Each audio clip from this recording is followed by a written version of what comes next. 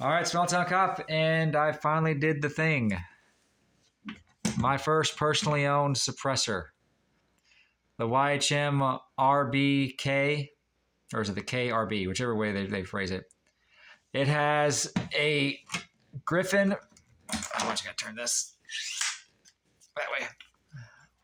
It has a Griffin Plan A taper mount adapter in there.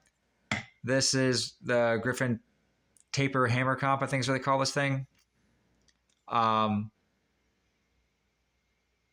Can't speak now that I think about it. I can't speak too much on this because I haven't shot that very much. Yeah, not a lot at all. I have shot it with just that on there because I knew I was going to get the Plan A taper mount, but there wasn't much time, any rounds between me getting this and then getting this. And you can see how small this is. I don't have very big hands, and that thing fits very nicely. It's pretty lightweight, and it locks up very nicely once I do my part. Doing this on camera at an angle makes it not hit the threads as easily. So hold on, I gotta tilt this thing so that it's actually using gravity. And I would tell you my mistake first. Don't wrench down on this. You ain't gotta really crank it on, because the taper mount works real well. You crank it on, use all your strength. Yeah, you're gonna need more than all your strength to get it off. It is, it's on there. I literally I just wrenched it on there, and I think I forgot which way it threads on at one point, and I wrenched on even more so I didn't get off. And yeah, I had to buy a strap wrench to get it off. I didn't even shoot it yet. Just doing it because the taper mount works real well. You saw I just did this hand tight, this little this little bit of torque to it, not a lot. Took it out shooting, totally fine. Doesn't carbon lock on there. Was able to crank it off easy, no big deal. It's great. So if you're going with a Plan A on, I would say any suppressor from Griffin with their taper mount system, you do not need to crank down on it. Don't crank down on it because their mount freaking works and it will take care of that for you. Now, just as a shooter's perspective, I'm not going to give you decibel readings and things like that. And no one really shoots these things on 12.5-inch barrels with 75 grain ammo because your ammo type does kind of vary, and your barrel length will kind of help it vary on sound. I'm going to say it sounds really good. I like the tone of it and all the jargon they talk about for that, but you will appreciate this silencer. Shooting, because there's a 400-yard range I can go to out here where I live now in Georgia. It's real close by. Love it. Going out there now and shooting this guy or my 14.5-inch gun, because I have the same muzzle device for my 14.5-inch gun, so I can take this off, put it on there, no problems. Shooting this next to an unsuppressed gun, me and my buddy went out, my best friend for many, many years, went out shooting this weekend, and we were like, oh, yeah, it's a huge difference. It's still, if I wasn't wearing ears, it'd probably still be loud, but I can tell it's like a 22 unsuppressed. If you ever shot a 22 rifle unsuppressed, it ain't bad. And you're like, no, okay. I mean, you wouldn't want to shoot all day without ears on. But it's like, oh, okay, I've done it. I've gone out shooting coyotes or trying to, well, I shouldn't say I was shooting the coyotes. I was shooting in the direction of the coyotes to get them to go away. And that was fine. I popped off a few rounds at them and, no big deal. Scared them off.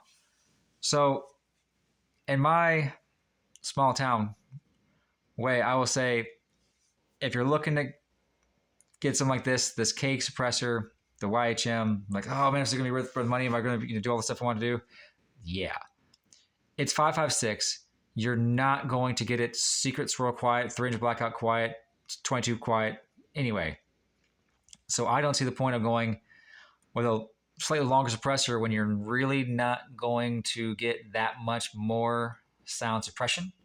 I know the sound suppression is exponential. I get that. But the shooter's ear and to it around you, you're not going to gain a whole lot more by going this far out. I mean, that's all. The T3 versus the K is like that much. I think you get like an extra 2 baffles. It's not that much. Now, if you're going to go for like a over barrel AEM5 or like the whatever Otter Creek calls their, I think maybe Otter Creek does call it the AEM5, like their or OCM5, whatever they call it. The over barrel suppressor. Okay, now you're talking a whole different gamut because now you got suppressor baffles essentially going back here, at least the volume for it, going back here and coming out here. That's going to get quieter than this. But I chose this one because this guy suppressed with this rail, this suppressor, 12.5-inch barrel, this light, set up exactly like my 14.5-inch gun. That is unsuppressed. Like my 14.5-inch gun, unsuppressed, is the same length as this gun suppressed. So I take this AR pistol, line it up with my 14.5-inch gun with the same length. I'll even show you. Okay, so receiver to receiver.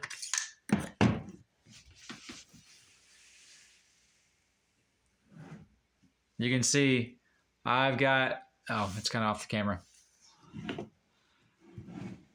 I've got maybe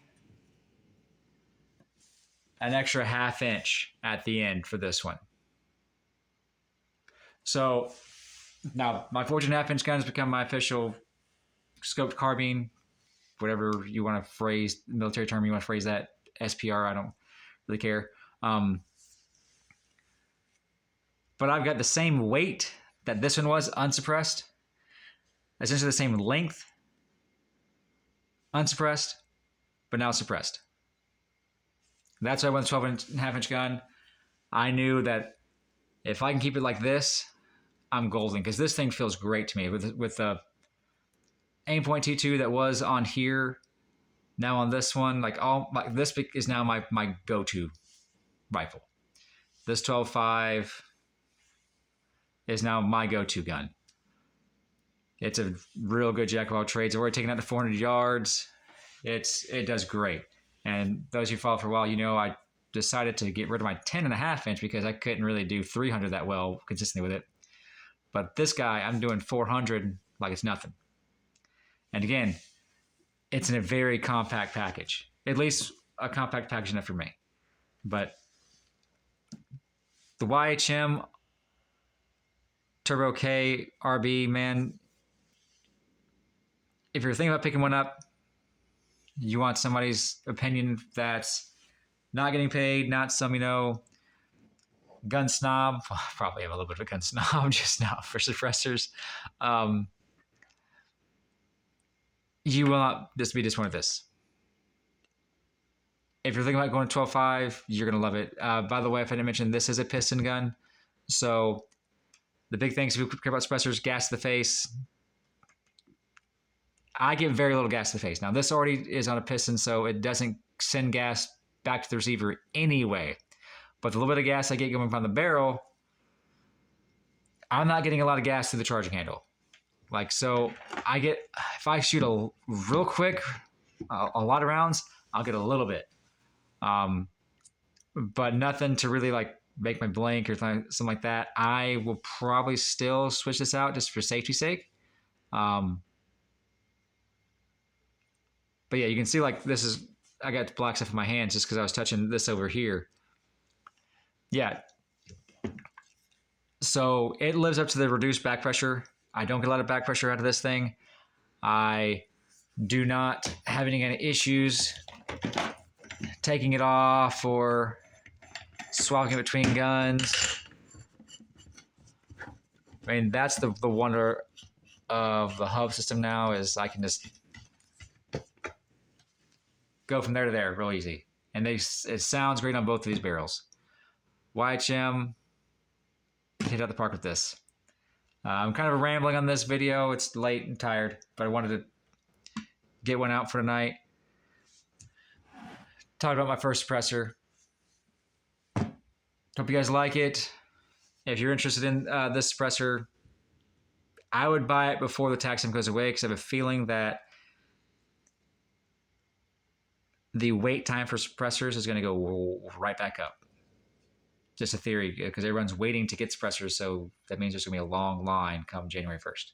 So you might want to get a suppressor and pay the $100 tax stamp before you wait 6 months to a year again to get a suppressor.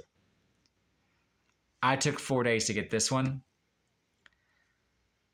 I hope to get one more before the end of the year if I can get the money for it. So yeah. But I don't think about that. Get out there and train, shoot your stuff.